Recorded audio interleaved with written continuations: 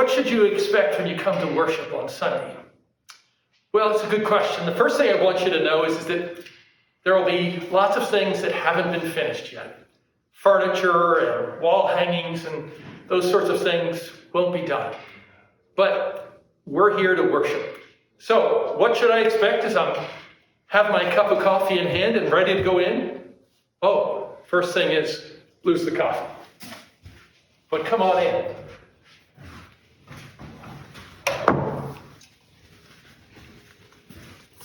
So when we get into the sanctuary, the first question is, where am I going to sit?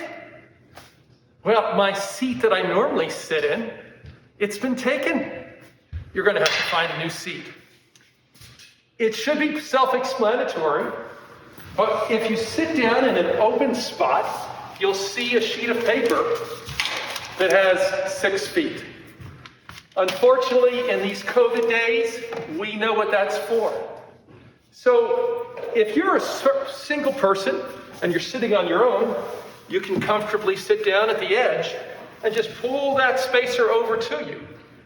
What that lets people know is how much space others have in the seat. Hopefully we can all work together and figure out how we can worship safely in this new, beautiful sanctuary.